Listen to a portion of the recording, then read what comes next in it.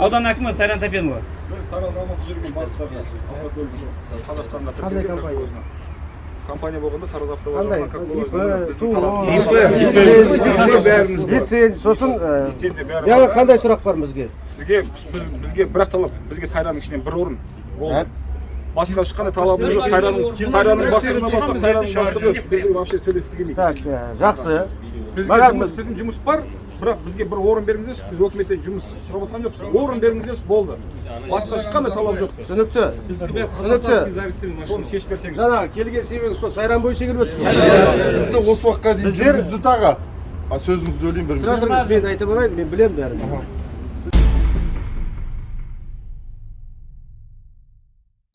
Всем привет, дорогие друзья! Вы на канале LifeKZ, меня зовут Ренат Кыбрай. Сейчас мы с группой людей направляемся в аппарат акима Авозовского района города Алматы.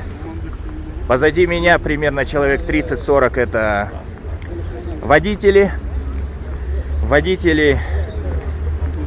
автобусов, маршрутных такси между городом Алматы и городом Тараз, которые считают, что их сейчас выгнали с их места. Все они состоят в одном ИП. И мы пришли сюда, в акимат, потому что бесполезно было решать этот вопрос на автовокзале Сайран. И поэтому приехали в акимат. Сами видите, большое количество людей наши пришли. Будем организовывать круглый стол здесь. С кем? Ну, водители недовольны.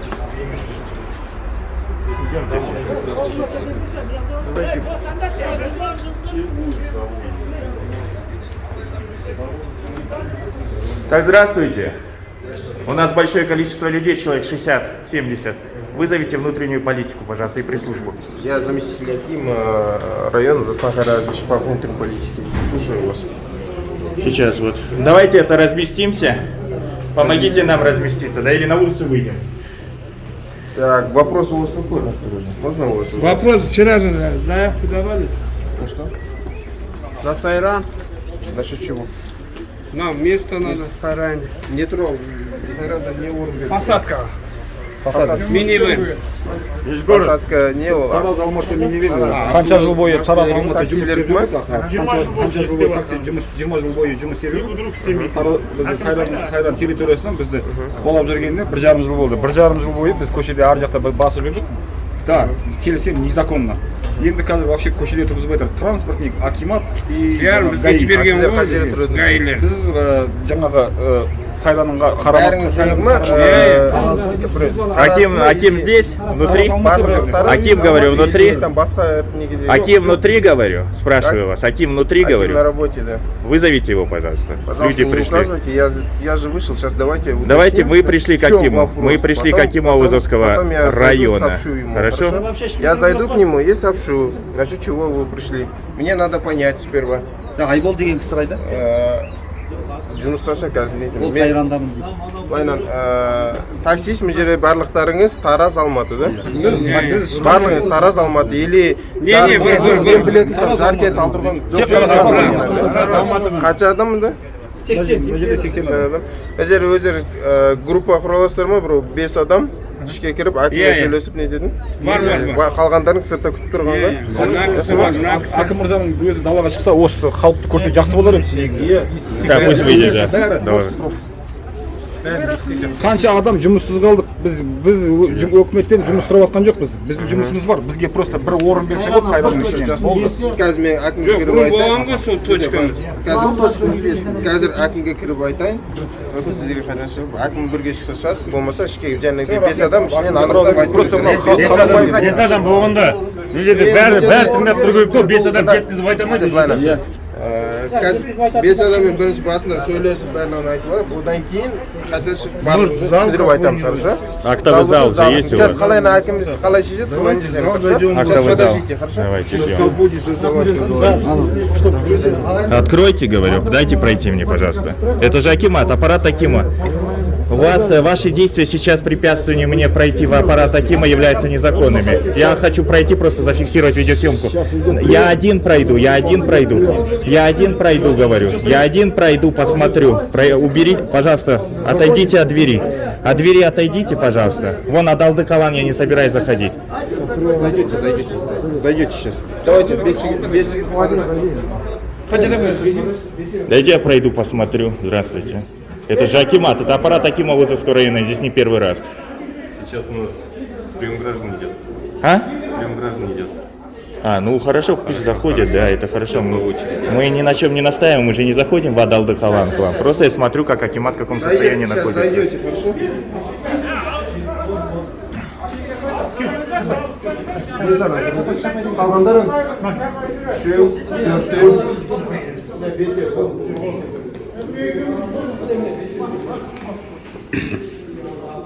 Представитель правоохранительных органов.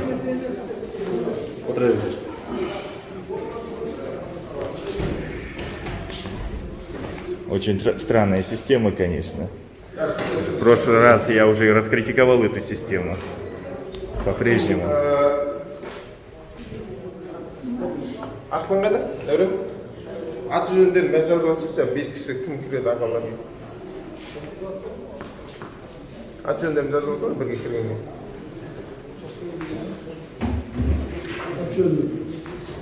Походу, никто никогда этой детским уголком не пользовался. Только для галочки стоит.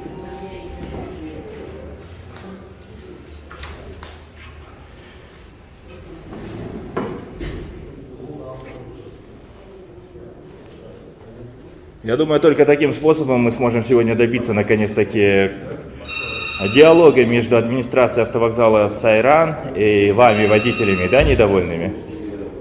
Потому что до этого ничего не получалось сделать.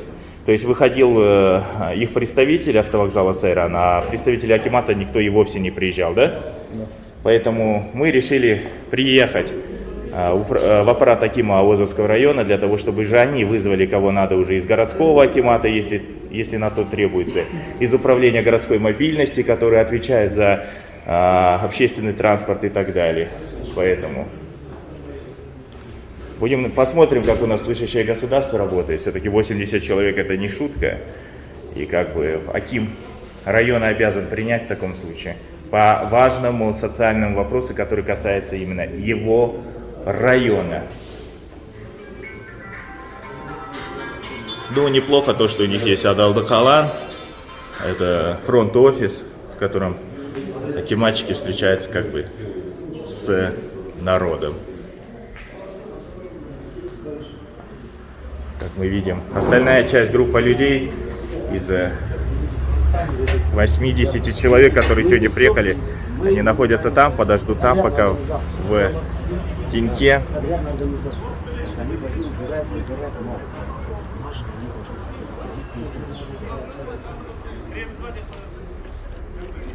Ну, будем надеяться, что все-таки Аким, может быть, выйдет к основной массе людей. Карантинные меры отменены в Казахстане. Здравствуйте.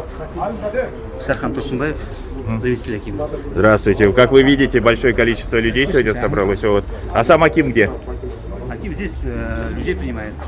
Он выйдет к нам попозже? Сейчас, я же сказал, что зайдете 5 человек, хорошо? Вот, это заместитель Акима Озовского района. Аким қалдайды қазір өзі. 5 адам қалдайды. 5 адамды? Кешке кіреді, 5 адам қалдайды. Қандай сұрақ аға? Бізге орын керек. 20 жыл жүргенбіз ғой Сайранда. Сосын мына 1,5 жыл жұмыс сұрап жатқан жоқпыз. Біздің жұмысымыз бар. Бізге орын керек болды. Давайте мен Фейсбуктен бір неге көрсетейін да сізге да.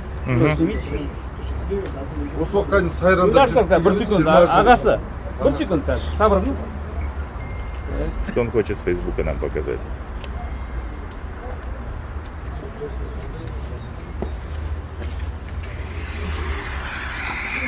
Видно? Да, видно все. А вы уже подготовились, что ли? Нет. Ловушки набили с той стороны, и все эти машины теперь здесь стоят. Здесь Меркенский автовокзал. Вот посмотрите, что творится.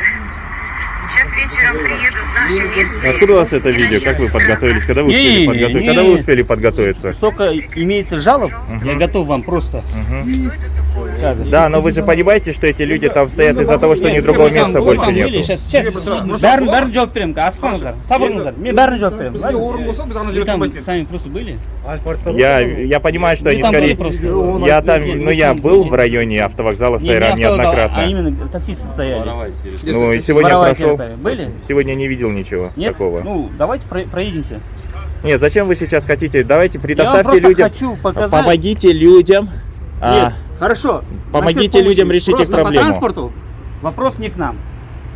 Не, ну вызовите кого-то. Просто бұл жерде таксистерге өздеріңіз білесіздер, бізде управление гормобильности бар. Ол жақта ол немен айналысады?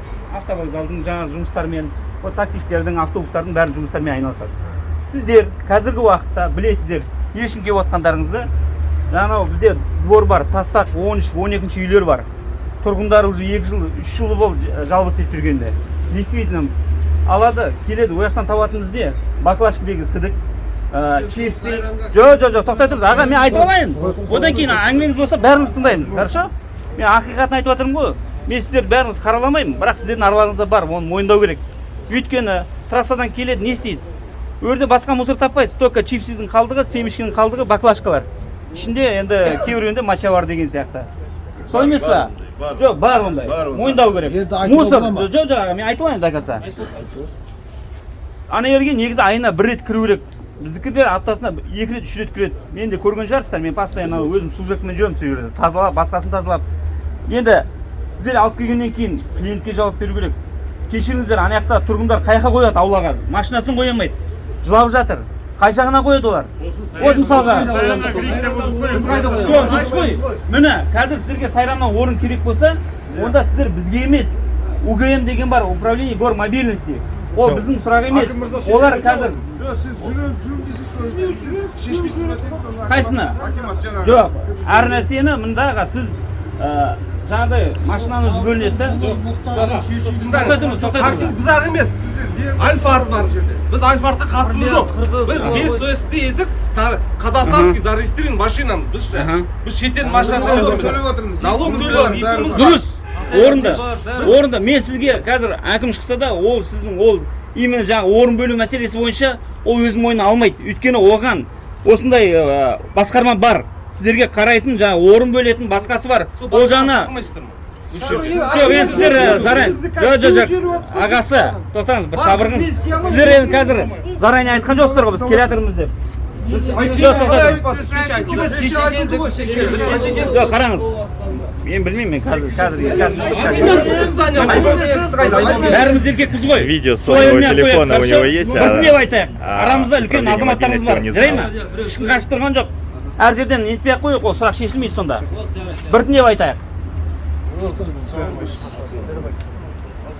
Аудан әкімі Сайран Тәпенұлы.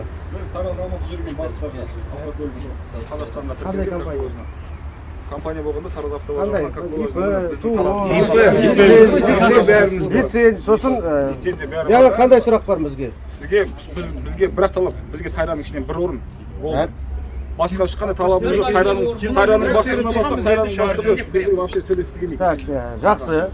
Біздің жұмыс бар, бірақ бізге бір орын беріңіздерші. Біз өкіметтен жұмыс сұрап отқан жоқпыз. Орын беріңіздерші, болды. Басқа шыққанда талап жоқ. Түсінікті.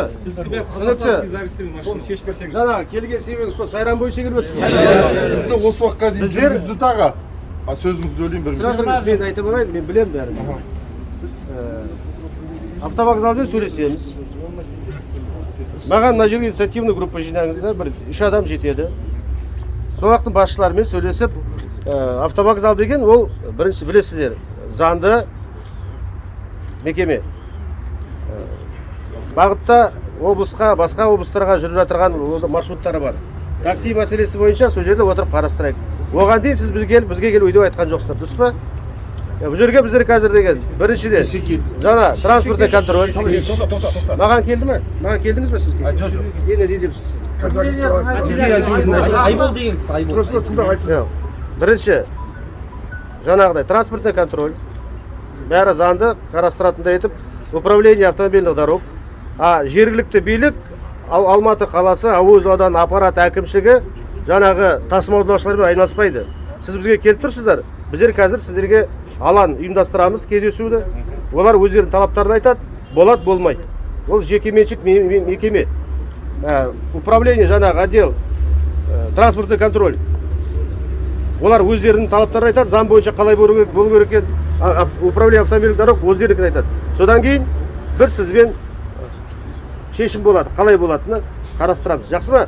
Осы түстен кейін қазір маған 3 адам таңдайсыздар. 3 адам қалады осы жерде. Мен түстен кейін, әлі түске дейін осы кездесу деймін сұрамын. Енді тағы сізді тыңдадық болмаса, біз айтсақ бола ма? Бола ма, айтсақ? Сайраның ішінде незаконды спринтерлер тұр. Тура біз сияқты, олардың документімен біздің документіміз бір шыққанда оны сол жерде айтасыздар. Оны сол жерде айтасыздар. Сайраның жаңағы Сайраннан шығып жүрген Тараз Алматыдағы бағыттағы автокөліктер бәрі спринтерлер. Олардың бәрі заңсыз. Солар бізге күнеге жазып, жаңа транспортный отдел ГАИ бәрін жіберіп бізді қуып шыққан негізі автовокзалдың ішінде. Көшеге жасыратын түгі жоқ. Сайранға қарама-қарсы автосаянка бар етін. Ит базар. Соның ішінде біз тұрдық. Осы уақытқа дейін. И оның ішінен де қуалап отыр. Хотя олардың документімен біздің документіміз бірдей. Бізде машина заңға сәйкес негізі. Олардың вот именно машиналары дизельный машина. Сондықтан қараңыздар. Немецкий машинаға. Ол сұрақтарды жаңағыда айтқанда техникалық сұрақтарын кешке дейін сөйлесуге болады. Мамандар келсін. Жаңа транспорттың контроль болсын, ГАИ болсын, управление автомобильдік дорог болсын, сізбен хабарласайық, отырайық, сол жерде айтасыздар. Құжаттарыңызды қоясыздар столға. Мына жерде 50-60 адамымыз бар. Мына лицензия, ИП, ЕСП төлейміз. Машина мынандай техосмотрдан өткен жағдайы бар. Біздер олардан сұрайық сосын. Сіз неге кіргізбейсіздер деп. Түсіндіңіздер ғой? Түсіндік енді. Маған мен өзімнің сіз сұрақ қойдыңыздар, мен сізге айттым. 3 адам қалсын, түстен кейін кездесу ұйымдастырамыз. Қазір біз қай жаққа енді барымыз керек, қай жерге жазымыз керек? Маған осы жерге 3 адамды маған қалсын дедім. Солай емес, қаламда ішке кіріп сөйлесем. Жазып аламыз, 3 адам кім қалады, сол телефон бәрін жазып аламыз. Жүріңіз, маған жүріңіз 3 адам. Енді сайлаңыз. Енді бер тыңдаңыз сонда. Тараздан мынаның бәрі келіп отыр. Сіз Тараздың тұрғындарысыздар. Енді маған не деп тұрсыздар? Бүгін шешіледі ме дейміз да? Бүгін шешіледі, ертең шешіледі, мен сізге айта алмаймыз. Бізге бір орын керек болыпты, соған содействие. Орын біздерде, мен мысалы автокөлік ұйымдастырмаймын. Сізбен тасымалдамаймын. Қала арқылы. Отырмын ғой, енді мысалы қазір сізге ол деген мысалы президенттің қаулысы бойынша әр адам заняты, өзі балашасын асырап отыр ғой. Сіздерден мысалға біз көмек сұрап отырмыз да, негізі көмек ретінде мысалға. Енді бүйтек жігіттер бүйтек, сіздер қазір бәріңіз күшті болып тұрсыздар осы жерде. Вот такие, жаңа осы айтқандай періштесіздер. Сіздердің тұрған жерлеріңіз бәрін біз білеміз. Күнделікті бәрін сыпырып, бутылкаларды лақтырып, лимонадтарың деген. Вот мен тағы да айтайын. Ол енді сіз деген, вот сіз 2 адам айттыңдар, болды. Сондықтан тағы да айтайын. Сіздер тұрған жерлеріңіз, сіздер ұятты жағдайда ескертіңдер. Біз емес деп айтпаңыздар. Кім ол? Армения бәрін бізге жазып беріңіздер, осыларды. Мен оларды шақырып аламын да айтамын, мына жігіттер айтты. Болмайды.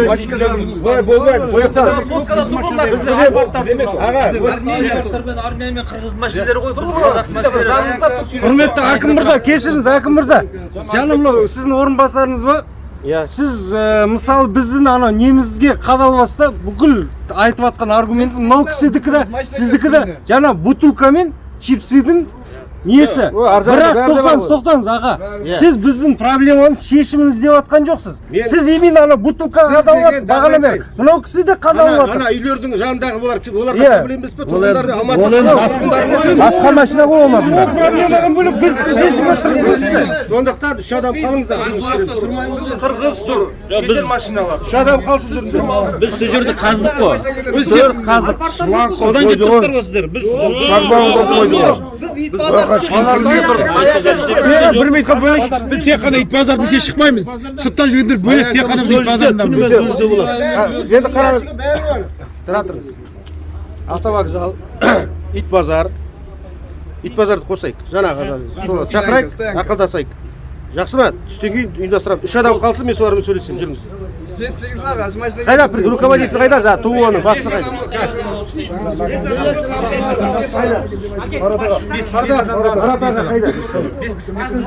Марат аға, сосын. Я понимаю, но Акимат, наверное, должен организовать. Акимат должен организовать. Решите проблему людей. Давайте не будем за какой-то бытовой мусор сейчас разговаривать.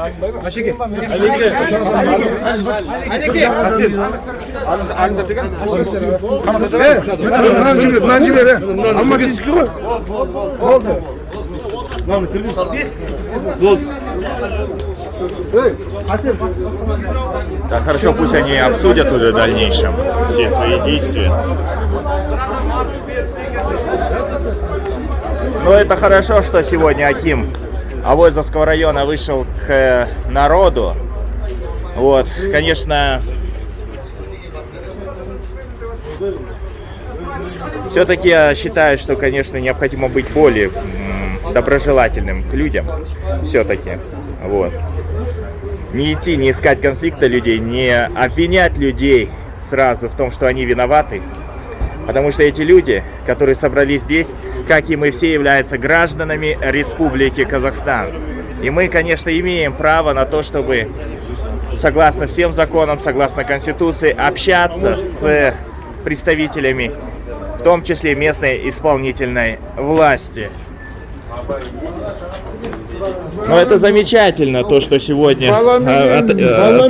Отойдите, пожалуйста. Я говорю... Сейчас зайдите. Пойдем, заходите.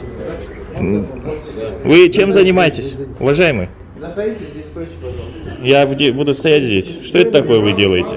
Уважаемый, еще разговариваю, потом они сами дадут, хорошо вам, комментарий. Пока подождите, пожалуйста. Мы ждем, уважаемый. Спасибо, уважаемый.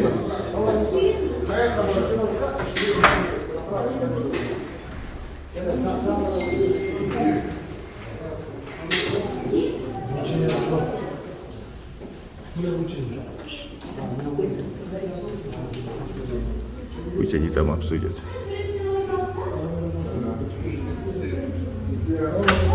Давайте я тоже к людям зайду. Хорошо? Можно мне тоже зайти, хорошо? У нас открытый разговор все-таки.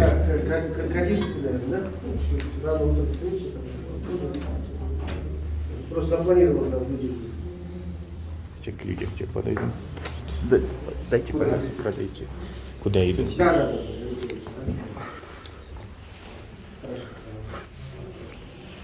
енді жаңа не бойынша әкім мырза мен сізден бір сұрайын не алайын деп едім айтайын деп едім. Атжылыңыз айтыңыз. Отырсыңыз. Мына жерге келіңіз. Жаңа сіз айтып отырсыз, ананың артында антисанитарлық нәрсе. Біздің бригада, сіз білесіз,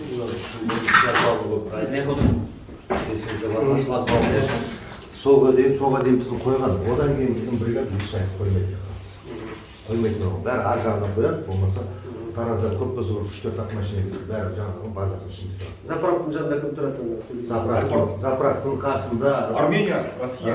Артында тұратындар Бішкектің машиналары, Арменияның машиналары бәрі. Российский айқандар. Біздің бригадаға жатпайды олар. Олар сіздер білесіздер. Сіздер неше бригада, неше адам бригада? Бізде 80-90-дай болып қалады. 80-дай. Бізде өзі айналдырған бір 5-6 машина келеді өз аяқтан. Қазір мысалға білесіз, индрайвер деген нәрсе. Бұл жаңағы... Сіздер қандай машина, жеңіл машиналар? Бізде минивен. Минивен. Советский машина, Hyundai Grand Starex. Grand Starex минивен дейді. Ол 8-10. 5 есікті. 4 есікті, 5 есікті сондайлар бар. Сол бригада бізде 5 есікті. Бізде қазір Сайранның ішінде тұрған кімдер? Сайранның ішінде тұратындар 18-10. Давайте мен айтам. Я Аймагамбетов Марат, директор ИП. Сол жігіттер менімен жұмыс істейді. Менде лицензия бар на нерегулярный. ЖПХ бар ма сізде на каждого? Договора есть у вас? Да, договора, аренды, все есть. У них ИП есть и все. Без ИП нет. Я свои проценты делаю, они ИП платят. Налогами. В июне 2019 года я с Куляшем Молдавековым заключил договор на стоянку минивенов. 19 год июнь до 1 июня 2020 года 1,5 года платили аренду, все делали. 1 июня, ноября мне предписание дают, все, выгоняют вас. И ставят графиковые автобусы, микроавтобусы, как нерегулярные. Они вот с ноября 21 года, так, с ноября 20, 21 и вот сейчас апрель, за 1,5 года ни копейки не заплатили, билеты не продавали. Они у меня с автовокзала выезжают, лицензия есть. Таразда. Таразда, да. У меня ИП и ТО. Я здесь оплачу. Туда приезжают, как вместо нас, как нерегулярно ездят. Сам директор говорит, это не твое дело, я как хочу, так и плачу. Он неделю раз выезжает и все равно платит налог. А у них 1,5 года. Сдельный зеркало. Какой сдельный? Графиковый рейс должен туда и обратно платить. Они один конец не платят. Ну там начальники автопарка, уважаемые люди, по 70 лет уже. Один Мавитайт 70 лет, другому еще там. А где эти деньги за 1,5 года? Кто проверяет? А нас там гоняют. Я ничего не писал. Қараңыздар. Жаңағыдай, мысалы, біз келісуіміз керек. Мен жаңа айтып кеттім ғой. Мен осы көлік саласындағы құзырлы орган емеспіз. Қала арқылы жүретін дедік. Мен сізге айтып отырмын. Кездесуді ұйымдастырып берейін. Транспортный контроль болсын, жаңағы сайран төңірегіндегі мекемелер болсын, бере ме, бермейді ме деген деді. Ол жерде даже базардың өзі беріп отырса да, ол жерде ол жекеменшік жер. Бірақ ол сол жерді өзінің негізгі бекітілген целевое назначение дейді, ол жердің деген. Сол мен пайдалана отырған жоқ ол деген. Оғанда ол да мысалы заңды бұзып отырған базардың сізге арендаға беріп, ол жерде бәлкім басқа салынатын, ғимарат салынатын жер деп айтуға болады. Екінші мәселесі вокзалмен мысалы. Я сізде профиль, лицензия бәрі бар, неге сізбен жұмыс жасамайды деген деді. Онда олардың да мысалы условиялар бар, базар болғасын. Вокзал болғасын. Сізге келеді, әрбір автобус вокзалға жаңағы төлейді, дұрыс па? Бір 5%, 3%, осы сіз арқылы біз пассажирдеміз, сіз осы вокзалға адамдар түсіп кетеміз деген дейді. Солай емес пе, басқа компаниялар отыр солармен. Дұрыс па? Жалпы принцип сондай емес пе, жұмыс істеген вокзалмен жаңа тасымалдаушының. Жаңағы жүрген автобустардың бәрі сайранды жекеменшік автобустар емес қой. Транспортный компаниялар оларда. Бөлек. Оларда отырмыз, аренда төлеп отыр. Сіздер сол ақшаны төлей аласыз ғой деп айтып отырмын ғой. Жоқ, бізге 1-2 орын берсе болды ғой. Бізге договор істемей жатыр деп. Вы не пойдете? Жоқ, оны қазір давайте. Мен қазір мына жерде сіз маған айта беріңіз, анда мында дегенде мен сізге осы кездесуді ұйымдастырып берейін. Сол жерде отырып, барлық құзырлы органдарды шақырамыздар да шешейік сол сұрақты. Жақсы ма? Бізге мысалы сіздер базар ішінде тұрасыз ба, аулаларда тұрасыздар ма, тастақтың ішіндегі, ол бізге керек емес. Негесе бір машина келеді, 3 машина Тараздан келеді, Талдықорғаннан келеді, бәрі деген. Бишкектен келеді, аулаларында ұйықтап, бәрі қоқып кетеді, елдер бізге наразы көрсетеді. Неге қарамайсыздар, неге біздің аулаларымыз бәрі бітсін шығарып жатыр деді. Олардікі дұрыс па? Дұрыс. Дұрыс қой. Біздің бригада мен жоқ, тағы айтайын. Кім болсын, не болсын, жаңа қасқыр жесін, жемесі аузы қан дейді ғой, дұрыс па? Сіздерде тасымалдаушылар, Бишкектік болсын, Талдықорғандық болсын, басқалар болсын, бүлдіріп кетті, болды, таксист дейді, перевозчики. Сізде ол Тараздың жігіттері жақсы, таза деп, Бишкектің жігіттері лас деп, ондай ешкім таңдамайды. Таксисты пришли, отработали, насорили, закинули все там, двор весь загаженный, есть таксист, перевозчик междугородний, они виноваты деп айтады. Дұрыс па расында? Дұрыс. 21 жылға дейін, вот, пока карантин болмаған, карантин уақытта 200 мың армянские зашли, 200 мың российские. Бишкектен қанша машина келді жоқ. Содан кейін үкімет ештеме істемейді. Бәрі праворулька. Салық төлемейді. Бізде салық төлеген 100 теңге төлемесең, раз үкімет жауып тастайды. Вот, содан басталды. Біз бір ауылдамыз ғой. Салам алейкум жүрміз Тараздан. И вот здесь Алматыда бір-бірге жазып жатыр. Біз жазбаймыз, бізге жазып жатыр. Потому что айпадты армянский. То 22 жылда 1 мартта айтты, что регистрация істейміз деп. Что, үкіметке ақша керек жоқ па? 23 жылда созды. Кто-то это крышует, кто-то, кому-то интересно, налоговая база говорит, а мы не можем оштрафовать. В административном кодексе есть неправомерное использование личного транспорта в целях коммерческой, без документов. Один раз, второй раз можете взять и... Так, записали? Сейчас можно? Давайте, да, после обеда, сейчас у меня раскроют. На нашей площадке, на 4-м этаже, осы беседамды, телефондарды бәрін жазып алыңыздар. Управление автомобильных дорог, которое занимается вопросом курирует транспорт международный, транспортный контроль, автовокзал Сайран, департамент полиции и рынок. Тогда беседам где. Нет, рынок пускай придет. Если есть возможность, в рынке ценовку поменяйте, чтобы мы там стояли, чтобы... Это частная собственность, она. Автовокзал.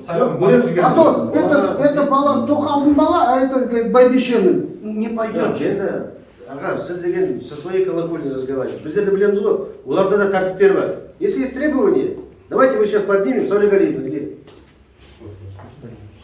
Дайте вот сейчас с юристом отработайте. Требования к перевозчикам. Давайте через наших юристов отработаем. Требования к автовокзалу. И взаимоотношения между автовокзалом и перевозчиком. Какие они должны быть на основании законодательства действующего. Болды. Там уже мы узнаем. Кім лицензия бар, жоқ, патент там. Сіз маған қазір уәде бересіз, осы кетіп тұрған жігіттердің бәрінде қалталарында патент бар деп. Есть. Индарын беріңізші бізге. Мы сейчас через налоговую республиканскую важную проблему, қашан соңғы рет төледі олар деген. Қашан төлеп отыр? Менің үйімде жазасыз? Жоқ, маған да жігіттердің бәрі керек. Келіп отыр ғой. Әрбір адам келді, бірдеңе сұрап келді ғой. Я должен как государственный узнать, на каком основании. Если он без лицензии, без патента... Біз сізден көмек сұрап келдік. Мен соны сұрап отырмын. Мен қазір айтып отырмын. Мен тұра тұрып бауырыңыз, сіз түсіндіңіз, тағы да айтайын. Мен осы жерде сұрап келсеңіз, перевозчик деп айтып отырмын, аға перевозчик деп, заңды деп. Мен жай көшеде жүрген таксистермен сөйлеспеймін. Это незаконные перевозчики. Пожалуйста, я с законными готов разговаривать на площадке, которую я сегодня организую. Хорошо. Все. Қазір айтамыз, телефондарды алып алыңыздар.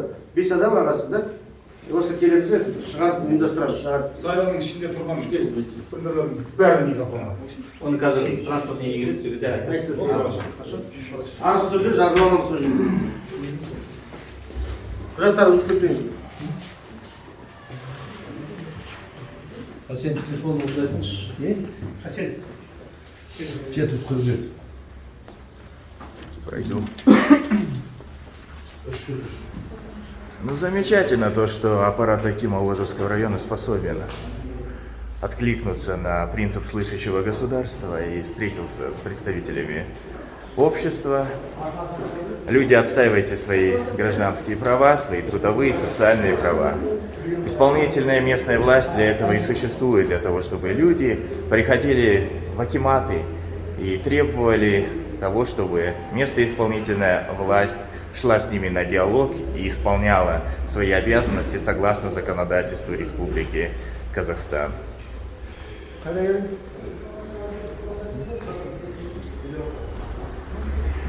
Давайте сейчас последнее мнение запишем, потому что постоянно присутствовать здесь я тоже не смогу. Вы сами понимаете, как бы у меня свои собственные дела есть.